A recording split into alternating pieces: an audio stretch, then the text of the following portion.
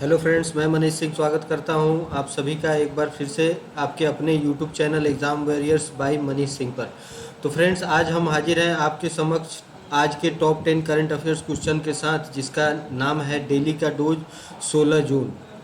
तो फ्रेंड्स, जो भी करंट अफेयर्स के क्वेश्चन हमारे द्वारा संग्रहित किए जाते हैं, जो हम चर्चा करते हैं टॉप 10 करंट अफेयर्स के क्वेश्चन को, वो आपके आने वाले एग्ज़ाम्स के लिए, चाहे आप किसी भी एग्ज़ाम्स की तैयारी कर रहे हो, चाहे आप यूपीएससी की तैयारी कर रहे हो या फिर स्टेट पीसीएस की या फिर वनडे एग्ज़ाम्स की तैयारी कर रहे हो, इन सब एग्ज़ाम्स के लिए समान रूप से उपयोगी है करंट अफेयर्स के ये क्वेश्चंस।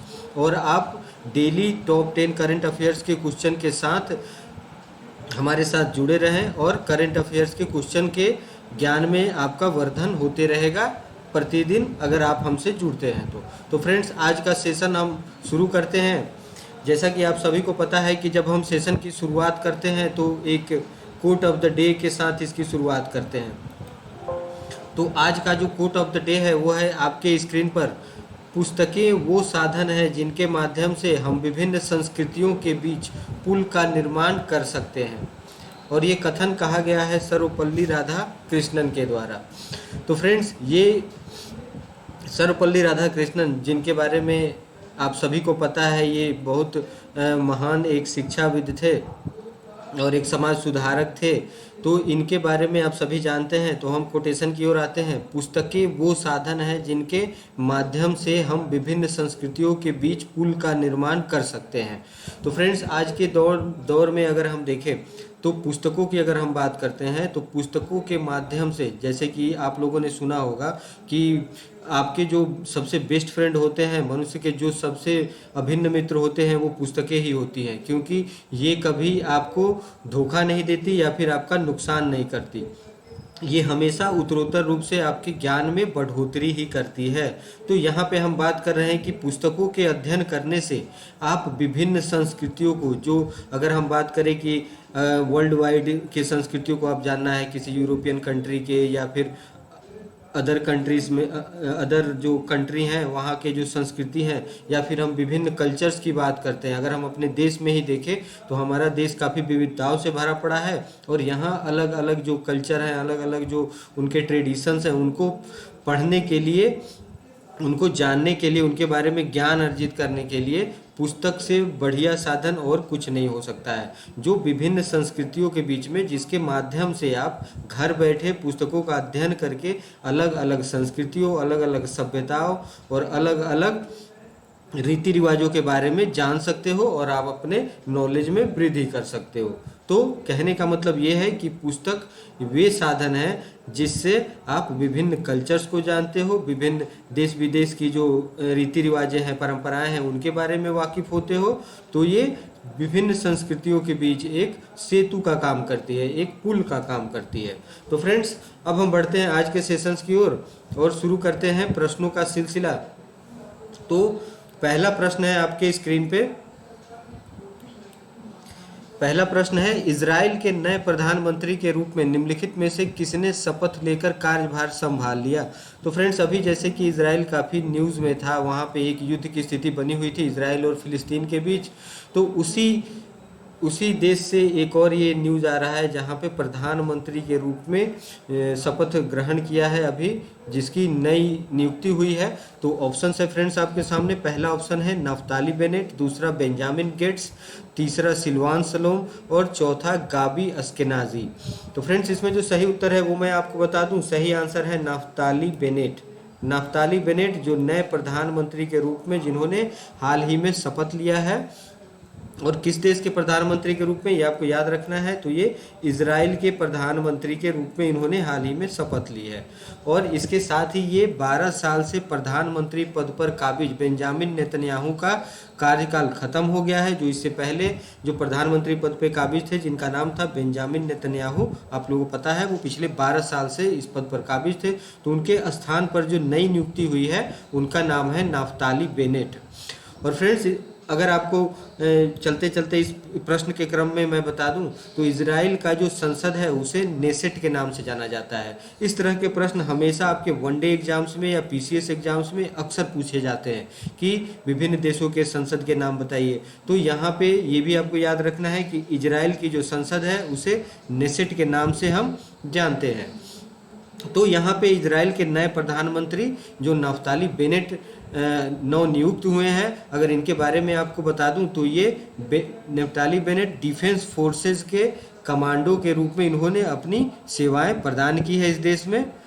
तो ये आपको याद रखने की ज़रूरत है। ये काफ़ी इंपॉर्टेंट प्रश्न है जो इंटरनेशनल अपॉइंटमेंट से रिलेटेड क्वेश्चन अक्सर पूछे जाते हैं आपसे एग्जाम्स में।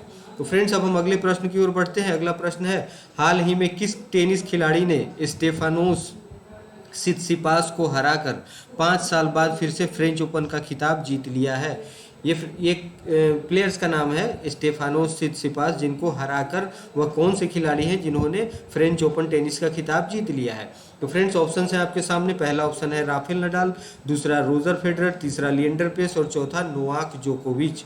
तो इसमें सही आंसर है दोस्तों, सही आंसर है नोवाक जोकोविच, जिनके बारे में आप सभी जानते हैं। नोवाक जोकोविच काफ़ी जाने माने प्लेयर हैं। इन्होंने हाल ही में स्टेफानोस सित्सिपास को हराकर फ्रेंच ओपन का खिताब अपने नाम कर लिया है। और अगर हम नोवाक जोकोविच की बात करें तो इनका संबंध जो है वो सर्बिया से बिलोंग करते हैं और ये विश्व के नंबर 1 टेनिस खिलाड़ी हैं जिन्होंने फाइनल मुकाबले में ग्रीक के खिलाड़ी स्टेफानोस सित्सिपास को हरा दिया और फ्रेंच ओपन का खिताब अपने नाम कर लिया। तो इसके साथ ही फ्रेंड्स मैं आपको बता दूं कि जोकोविच ने अपने करियर का 19वां ग्रैंड स्लैम खिताब अपने नाम किया है और इस जीत के साथ ही टेनिस इतिहास में 2 बार 4 ग्रैंड स्लैम जीतने वाले जोकोविच तीसरे खिलाड़ी बन गए हैं। अगर इससे पहले हम बात करें कि इस तरह का कारनामा किन किन खिलाड़ियों ने किया है, तो इससे पहले पूर्व टेनिस खिलाड़ी रॉय एमरसन जो ऑस्ट्रेलिया से थे और ऑस्ट्रेलिया के ही पूर्व टेनिस खिलाड़ी रॉड लेवर ने ये इस तरह का कीर्तिमान अपने नाम किया था। तो फ्रेंड्स आपको यहाँ पे याद रखना है कि सर्बिया के जो खिलाड़ी हैं नोवाक जोकोविच, उन्होंने हाल ही में फ्रेंच ओपन का खिताब अपने नाम कर लिया है। अब हम बढ़ते हैं अगले प्रश्न की ओर। विश्व रक्तदाता दिवस, वर्ल्ड ब्लड डोनर डे, निम्नलिखित में से किस दिन मनाया जाता है? तो फ्रेंड्स यहाँ पे फिर हम एक दिवस की बात कर रहे हैं। तो यहाँ पे हम बात कर रहे हैं विश्व रक्तदाता दिवस की। तो निश्चित रूप से हम रक्तदान की जो प्रक्रिया है, रक्तदान की जो प्रथा है, उसको हम उसके प्रति जागरूकता जगाने के लिए, जन जागरूकता फैलाने के लिए इस तरह के दिवस और डे जो मनाए जाते हैं, उसके पीछे उद्देश्य यही होता है कि उस विषय वस्तु को संरक्षित किया जाए या फिर उस विषय के प्रति लोगों में एक जन जागरूकता की भावना डेवलप की जाए। तो ऑप्शन है आपके सामने। पहला ऑप्शन है 10 मार्च, दूसरा 12 अप्रैल, तीसरा 14 जून और चौथा 20 मई। तो फ्रेंड्स इसमें जो सही आंसर है वो है 14 जून। 14 जून आपको याद रखना है। विश्व रक्तदाता दिवस के रूप में, वर्ल्ड ब्लड डोनर डे के रूप में हम प्रति वर्ष मनाते हैं। तो पहली बार अगर हम बात करें तो इसे साल 2005 में मनाने की शुरुआत की गई थी और इस दिवस का मुख्य अगर उद्देश्य हम जानने की कोशिश करते हैं तो वो है कि खून की कमी से जो लोग अपनी जान गंवा देते हैं तो उनके जान की रक्षा की जाए, उनके जीवन की रक्षा की जाए, ये इसका उद्देश्य होता है। और सभी रक्तदाताओं को प्रोत्साहित किया जाता है और उन्हें प्रेरित किया जाता है कि वो रक्तदान के लिए आगे आएं। और फ्रेंड्स आप सबको पता है कि जैसे कि कहा जाता है कि रक्तदान ही महादान है, जिससे आप किसी के जीवन की रक्षा कर पाते हैं। तो फ्रेंड्स ये एक अच्छी परिपाटी है, ये एक अच्छा प्रैक्टिस है, इसे सबको अपने लाइफ में ढालना चाहिए कि आप लोग रक्तदान के प्रति उत्सुक हो और उसमें बढ़ चढ़ के पार्टिसिपेट करें और भी लोग इसके प्रति जागरूक करें, क्योंकि आपके द्वारा दिया गया रक्त किसी के जान की रक्षा कर सकता है। और रक्तदान की जो बात है, इसमें किसी तरह का कोई शारीरिक नुकसान नहीं होता, हेल्थ वाइज आपको कोई प्रॉब्लम नहीं होता है। और मानव शरीर की रचना ऐसी होती है कि जब भी आप रक्तदान करते हो तो थोड़े दिनों में ही, 1-1.5 महीने में ही आप रिकवर कर लेते हो और फिर से फ्रेश ब्लड आपके शरीर में उत्पन्न हो जाता है। ठीक है फ्रेंड्स, तो इसलिए रक्तदान के लिए सबको प्रेरित होना है और आगे बढ़ के सामने आना है कि रक्तदान की इस प्रक्रिया को अनवरत रूप से जारी रख सके। और सबसे पहले विश्व रक्तदाता दिवस की अगर हम बात करें तो ये 14 जून 2005 को विश्व स्वास्थ्य संगठन और रेड क्रॉस सोसाइटी के सहयोग से मनाया गया था। तो ये आपको याद रखना है फ्रेंड्स कि विश्व रक्तदाता दिवस कब मनाया जाता है, तो वो है 14 जून को। 14 जून को मनाया जाता है विश्व रक्तदाता दिवस के रूप में। अब हम बढ़ते हैं अगले प्रश्न की ओर।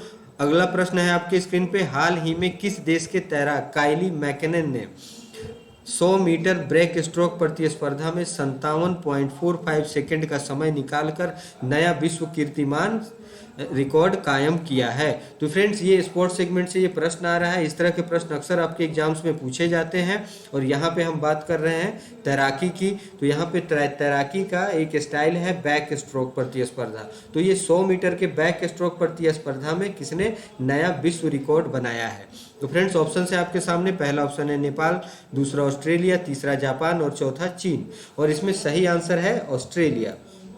तो ऑस्ट्रेलिया के ये स्पोर्ट्समैन हैं, ये एथलीट हैं, ये तैराक हैं काइली मैकेन, जिन्होंने 100 मीटर के ब्रेक स्ट्रोक टूर्नामेंट में नया कीर्तिमान स्थापित किया है। और इन्होंने इसे एक रिकॉर्ड समय 57.45 सेकंड में हासिल किया है। और इस तरह से उन्होंने एक इतिहास रच दिया है। और अगर हम बात करें, उनसे पहले यह रिकॉर्ड अमेरिकी तैराक रेगन स्मिथ के नाम था।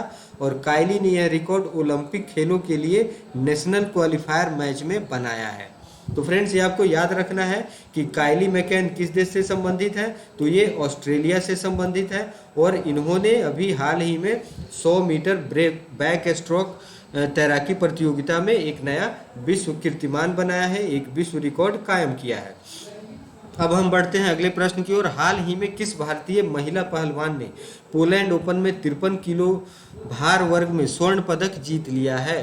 तो फ्रेंड्स, ये है इंडिया से रिलेटेड क्वेश्चन है, इंडियन कंटेस्ट में पूछा जा रहा है। और यहाँ पे वीमेन रेसलर की बात हो रही है, इसलिए ये प्रश्न काफ़ी इंपॉर्टेंट हो जाता है। और इस तरह के प्रश्न अक्सर एग्जाम्स में पूछे जाते हैं। तो यहाँ पे हम बात कर रहे हैं कि 53 किलोग्राम 53 किलो वेट के अंतर्गत इसमें किन्होंने अभी हाल ही में स्वर्ण पदक जीता है? कौन सी वो भारतीय महिला पहलवान है? तो ऑप्शन है फ्रेंड्स आपके सामने। पहला ऑप्शन है विनेश फोगट, दूसरा गीता फोगट, तीसरा नेहा राठी और चौथा साक्षी मलिक। तो इसमें जो सही आंसर है फ्रेंड्स वो होगा विनेश फोगट। विनेश फोगट एक फोगट सिस्टर्स के नाम से जानी जाती हैं, जिसमें गीता फोगट और विनेश फोगट ये बहनें हैं। और इन्हीं में से जो विनेश फोगट हैं उन्होंने ये कारनामा कर दिखाया है अभी हाल ही में, जिन्होंने 53 किलोग्राम भार वर्ग में स्वर्ण पदक जीत लिया है। और अगर मैं आपको बता दूं तो ये विनेश का यह इस सत्र का तीसरा खिताब है। उन्होंने मार्च में माटियो पेलिकोन और अप्रैल में एशियाई चैंपियन का स्वर्ण पदक भी जीता था। तो इस वर्ष का उनका इस सत्र का ये तीसरा खिताब है। और विनेश फोगट एक भारतीय पहलवान है और ये हरियाणा के भिवानी जिले से आती हैं। और एशियाई खेलों में स्वर्ण पदक जीतने वाली विनेश फोगट पहली भारतीय महिला पहलवान है। तो ये आपको याद रखना है फ्रेंड्स, ये रेसलिंग से रिलेटेड क्वेश्चन है और वो भी इसमें वीमेन रेसलर की बात की जा रही है। 53 किलोग्राम वर्ग में अभी हाल ही में इन्होंने स्वर्ण पदक जीता है। अब हम बढ़ते हैं अगले प्रश्न की ओर। अगला प्रश्न है आपके स्क्रीन पे, विश्व बाल श्रम निषेध दिवस world day against child labour निम्नलिखित में से किस दिन मनाया जाता है? तो फ्रेंड्स, यहाँ पे फिर हम किसी दिवस की मनाने की बात कर रहे हैं। तो जब यहाँ पे हम world day against child labour के निषेध की बात कर रहे हैं, बाल श्रम के निषेध की बात कर रहे हैं। और इस दिवस को मनाने के पीछे ये उद्देश्य है कि जिन बच्चों को जिनका उम्र अभी पढ़ने लिखने का होता है, अगर हम बात करें तो 14 साल से कम आयु के बच्चों को कहीं भी काम पे रखना या मजदूर के रूप में काम करवाना ये कानूनन अपराध है, कानूनन जुर्म है। तो इस तरह की प्रवृत्तियों को हटाने के लिए, रोकने के लिए, हमारे समाज में जो व्याप्त है उसके लिए हम world day against child labour विश्व बाल श्रम निषेध दिवस मनाते हैं। और वो किस दिन मनाते हैं? तो ऑप्शन है आपके सामने। पहला ऑप्शन है 10 जनवरी, दूसरा 15 मार्च, तीसरा 12 जून और चौथा 20 अप्रैल। तो इस दिवस को फ्रेंड्स हम 12 जून को मनाते हैं। ये इसका सही जवाब है कि विश्व बाल श्रम दिवस हम 12 जून को मनाते हैं, जिसमें हम बाल श्रम का निषेध करने की बात रखते हैं। और इस विश्व बाल श्रम निषेध दिवस की शुरुआत की अगर हम बात करें तो ये अंतर्राष्ट्रीय श्रम संगठन इंटरनेशनल लेबर ऑर्गेनाइजेशन, जो आप लोग जानते हैं, जिसे आईएलओ के नाम से जाना जाता है, इसे वर्ष 2002 में शुरू की गई थी। और इस दिवस के आयोजन का मुख्य उद्देश्य क्या होता है फ्रेंड्स? तो इसका मुख्य उद्देश्य है बाल श्रम की वैश्विक स्थिति पर ध्यान केंद्रित करना और बाल श्रम को पूरी तरह से समाप्त करना इसके मुख्य उद्देश्य है और इसके लिए आवश्यक प्रयास किए जाते हैं। तो फ्रेंड्स, ये आपको याद रखना है कि विश्व बाल श्रम निषेध दिवस हम 12 जून को मनाते हैं। अब हम बढ़ते हैं अगले प्रश्न की ओर। अगला प्रश्न है आपके स्क्रीन पे। हाल ही में रक्षा मंत्री राजनाथ सिंह ने अगले 5 वर्षों के लिए रक्षा उत्कृष्टता नवोन्मेष आईडेक्स रक्षा नवोन्मेष संगठन डीआईओ के लिए कितने करोड़ रुपए के बजट को मंजूरी दी है? तो फ्रेंड्स, ये रक्षा के लिए आवंटित बजट से संबंधित है, जिसे हाल ही में रक्षा मंत्री ने आवंटित की है। तो ऑप्शन है आपके सामने, पहला 418.8 करोड़, दूसरा 498.8 करोड़, तीसरा 423.8 करोड़ और चौथा 398.8 करोड़। तो फ्रेंड्स, ये डेटा से रिलेटेड क्वेश्चन है। इस तरह के प्रश्न अक्सर ऑब्जेक्टिव एग्जाम्स या वनडे एग्जाम्स में पूछे जाते हैं। तो इसमें आपको आंकड़े के रूप में ये ध्यान रखना है कि इस 498.8 करोड़ की राशि का आवंटन किया गया है रक्षा उत्कृष्टता नवोन्मेष के लिए। ठीक है फ्रेंड्स, तो इसके बारे में हम थोड़ा सा डिटेल और देख लेते हैं। ये जो योजना जो शुरुआत की गई है रक्षा उत्कृष्टता नवोन्मेष के लिए, जिसके लिए 498.8 करोड़ की बजट राशि का आवंटन किया गया है, मंजूरी दी गई है। इस योजना से सैन्य उपकरणों और हथियारों के आयात में कमी लाई जाएगी और भारत को रक्षा विनिर्माण का केंद्र बनाने की सरकार की कोशिशों का एक हिस्सा है ये। जैसे कि फ्रेंड्स, आप सबको पता है कि हम तरह तरह के हथियार उपकरण ये सब विदेशों से आयात करते आ रहे हैं अभी तक। तो इस तरह के अगर हम इसके इनोवेशंस के काम करते हैं, इसके रक्षा उत्कृष्टता की अगर हम बात करते हैं, तो ये जो फंड आवंटित किया गया है इसके द्वारा हम अपने देश में ही इस तरह के हथियार बनाएंगे और इसके रक्षा विनिर्माण को बढ़ावा देंगे और हथियारों के जो आयात हैं उसमें कमी लाने का प्रयास करेंगे और इसके साथ साथ भारत को रक्षा विनिर्माण का केंद्र बनाने की सरकार की कोशिश भी कामयाब होगी। तो फ्रेंड्स, ये आपको याद रखना है, ये डेटा से रिलेटेड क्वेश्चन है। इस तरह के प्रश्न अक्सर वनडे एग्जाम्स में पूछे जाते हैं। अब हम बढ़ते हैं अगले प्रश्न की ओर। अगला प्रश्न है आपके स्क्रीन पे। भारत के नीरज चोपड़ा ने पुर्तगाल में लिस्बन के सिडडे डी लिस्बोआ में भाला फेंक प्रतियोगिता में निम्नलिखित में से कौन सा पदक जीता है? तो फ्रेंड्स, पहले आपको ये जानना है कि नीरज चोपड़ा जो भारतीय एथलीट हैं वो भाला फेंक प्रतियोगिता से इनका संदर्भ है, संबंध रखते हैं और पुर्तगाल में जो हाल ही में प्रतियोगिता हुई है उसमें इन्होंने कौन सा पदक जीता है? तो पहला ऑप्शन है स्वर्ण पदक, दूसरा रजत पदक, तीसरा कांस्य पदक और चौथा इनमें से कोई नहीं। तो फ्रेंड्स, आपको मैं यहाँ पे बता दूं, सही आंसर है स्वर्ण पदक। इन्होंने पुर्तगाल में आयोजित जो प्रतियोगिता थी भाला फेंक प्रतियोगिता, उसमें इन्होंने स्वर्ण पदक जीता है और भारत का नाम रोशन किया है। तो नीरज चोपड़ा की अगर हम बात करें तो ये अपनी छठी और अंतिम कोशिश में 83.18 मीटर के थ्रो के साथ पदक अपने नाम किया था इस प्रतियोगिता के माध्यम से। और 5 पुर्तगाली प्रतिभागियों के बीच केवल नीरज चोपड़ा ने ही 80 मीटर से अधिक दूरी तक भाला फेंका। तो नीरज चोपड़ा काफ़ी होनहार प्लेयर हैं, काफ़ी होनहार एथलीट हैं हमारे देश के और इन्होंने हाल ही में स्वर्ण पदक जीता है। ये आपको याद रखना है, जो प्रतियोगिता पुर्तगाल के लिस्बन में आयोजित की गई थी। तो फ्रेंड्स, ये आपको याद रखना है क्योंकि नीरज चोपड़ा ने गोल्ड मेडल जीता है। इस तरह के प्रश्न स्पोर्ट्स सेगमेंट से आपके एग्जाम्स में पूछे जा सकते हैं, चाहे वो बीसीएस के एग्जाम्स हो या फिर वनडे एग्जाम्स हो। अब हम बढ़ते हैं अगले प्रश्न की ओर। अगला प्रश्न है आपकी स्क्रीन पे। मई 2021 में महाराष्ट्र सरकार ने राज्य की ऑक्सीजन की आवश्यकता को पूरा करने हेतु मिशन ऑक्सीजन आत्मनिर्भरता योजना शुरू की है। इस योजना के तहत महाराष्ट्र सरकार ने प्रतिदिन कितना ऑक्सीजन उत्पादन की लक्ष्य रखा है? तो फ्रेंड्स, यहाँ पे जैसे आप सबको पता है कि अभी जो हम कोरोना के सेकेंड वेव से, इस महामारी के सेकेंड वेव से गुजर रहे हैं और इसमें हमने देखा काफ़ी भयावह स्थिति उत्पन्न हो गई थी हमारे देश में, जब लोग ऑक्सीजन सिलेंडर के लिए, ऑक्सीजन कंसंट्रेट के लिए दर दर भटक रहे थे। अस्पतालों में इसकी काफ़ी कमी देखने को मिली थी और इसके वजह से काफ़ी जान की हमने क्षति हुई, हमारे देश में नुकसान हुआ, काफ़ी लोगों की जानें चली गई।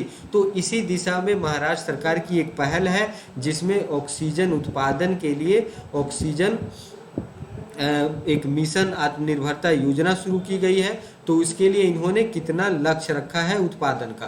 तो फ्रेंड्स ऑप्शन है आपके सामने, पहला ऑप्शन है 2000 मीट्रिक टन, दूसरा है 2500 मीट्रिक टन, तीसरा 3000 मीट्रिक टन और चौथा 3500 मीट्रिक टन। तो फ्रेंड्स इसमें जो सही आंसर है वो है 3000 मीट्रिक टन। इसमें जो सही आंसर है वो है 3000 मीट्रिक टन के ऑक्सीजन के उत्पादन का लक्ष्य यहाँ पे रखा गया है महाराष्ट्र सरकार के द्वारा। तो फ्रेंड्स यहाँ पे महाराष्ट्र सरकार की ये महत्वाकांक्षी योजना है ऑक्सीजन की आवश्यकताओं को, जो हमने अभी हाल ही में जो कोरोना का दंश झेला है उससे सीख लेते हुए ऑक्सीजन की आवश्यकताओं को पूरा करने हेतु मिशन ऑक्सीजन सेल्फ रिलायंस मतलब मिशन ऑक्सीजन आत्मनिर्भरता योजना शुरू की गई है। और इस योजना के तहत राज्य सरकार ऑक्सीजन उत्पादन उद्योगों को विशेष महत्व देगी, विशेष रूप से प्रोत्साहित करेगी। और हाल ही में हमने देखा कि कोविड महामारी से इलाज के लिए लिक्विड मेडिकल ऑक्सीजन की मांग में वृद्धि हुई है। और अगर हम बात करें फ्रेंड्स तो वर्तमान में महाराष्ट्र की ऑक्सीजन उत्पादन की जो क्षमता है वो 1300 मीट्रिक टन प्रतिदिन है। तो फ्रेंड्स ये आपको याद रखना है, ये स्टेट स्पेशल क्वेश्चन है और इस तरह के प्रश्न अक्सर पूछे जाते हैं। अब हम बढ़ते हैं अगले प्रश्न की ओर। अगला प्रश्न है आपके स्क्रीन पे, वर्ष 2021 के लिए पुलित्जर पुरस्कारों की घोषणा की गई। इसमें अंतर्राष्ट्रीय रिपोर्टिंग के लिए भारतीय मूल की किस अमेरिकी पत्रकार को सम्मानित किए जाने की घोषणा की गई है। तो फ्रेंड्स यहाँ पे हम बात कर रहे हैं, ये पत्रकारिता जगत की काफ़ी प्रतिष्ठित पुरस्कार है।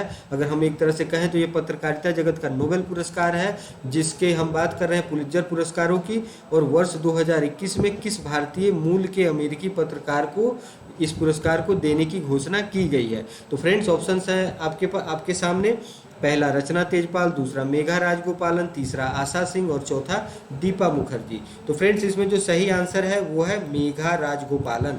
आपको ये याद रखना है, मेघा राजगोपालन जो भारतीय मूल की अमेरिकी पत्रकार है, इनको हाल ही में अमेरिका का जो ये पत्रकारिता के क्षेत्र में सर्वोच्च पुरस्कार है जो पुलित्जर पुरस्कार के नाम से जाना जाता है, इसमें मेघा राजगोपालन को इस पुरस्कार को देने की घोषणा की गई है। और अगर हम बताएं आपको, इसके थोड़ा डिटेल्स में जाते हैं कि ये पुरस्कार जो मेघा राजगोपालन को दी जाने की घोषणा की गई है वो इनको अंतर्राष्ट्रीय रिपोर्टिंग के लिए दी गई है। तो अगर हम बात करें मेघा राजगोपालन किस मीडिया हाउस से जुड़ी हुई है, तो ये बजफीड न्यूज की, ये बजफीड न्यूज से इनका ताल्लुक है, इनसे इनका संबंध है। और ये भारतीय मूल के अमेरिका पत्रकार हैं मेघा राजगोपालन, और इनको पुलित्जर पुरस्कार से सम्मानित करने की घोषणा हाल ही में की गई है। और अगर हम बात करें दोस्तों तो ये अमेरिका का पत्रकारिता के क्षेत्र में सर्वोच्च पुरस्कार है और इसकी शुरुआत 1917 में की गई थी। और इसमें अगर पुरस्कारों की हम अन्य श्रेणियों की बात करें तो पब्लिक सर्विस के लिए 2021 का पुलित्जर पुरस्कार द न्यूयॉर्क टाइम्स को दिया गया है। और खोजी पत्रकारिता की बात करें, खोजी रिपोर्टिंग की बात करें तो इसके लिए द बोस्टन ग्लोब के मैट रोचेलियो को ये पुरस्कार देने की घोषणा की गई है। तो आपको याद रखना है, ये काफ़ी इंपॉर्टेंट क्वेश्चन है और इसमें एक भारतीय मूल की अमेरिकी पत्रकार भी शामिल है। तो इस तरह के प्रश्न अक्सर इंपॉर्टेंट हो जाया करते हैं और ये अक्सर एग्जाम्स में पूछे जाते हैं, चाहे आप वनडे की तैयारी कर रहे हो चाहे फिर PCS एग्जाम्स की तैयारी कर रहे हो। तो फ्रेंड्स आशा करता हूँ आज के प्रश्न से आप लोग काफ़ी लाभान्वित हुए होंगे। तो इसी तरह से आप हमारे साथ जुड़े रहिए और ज़्यादा से ज़्यादा संख्या में लोगों को जोड़ने की कोशिश कीजिए और ज़्यादा से ज़्यादा संख्या में इस चैनल को शेयर कीजिए, सब्सक्राइब कीजिए कि हमारा फैमिली, हमारा जो एग्ज़ाम वॉरियर परिवार है वो एक बड़े सेंस में, जिससे बड़े इसके सदस्य जो हैं वो काफ़ी संख्या में जुड़ सके और वो लाभान्वित हो सके, चाहे वो किसी भी एग्ज़ाम्स की तैयारी कर रहे हो, चाहे UPSC की तैयारी कर रहे हो या फिर वनडे एग्ज़ाम्स की तैयारी कर रहे हो या फिर आप PCS एग्ज़ाम्स की तैयारी कर रहे हो। तो सभी एग्ज़ाम्स के लिए समान रूप से उपयोगी है ये करंट अफेयर का सेशन। तो आशा करता हूँ आप सभी लोग इस सेशन को काफ़ी एंजॉय किए होंगे और इसी तरह हमारे साथ आप बने रहिए। और कल हम फिर आपके साथ सामने हाजिर होंगे टॉप 10 करंट अफेयर क्वेश्चन के साथ डेली के डोज के नाम से। तब तक के लिए आपसे मैं विदा चाहूँगा और आप स्वस्थ रहें, सुरक्षित रहें। धन्यवाद।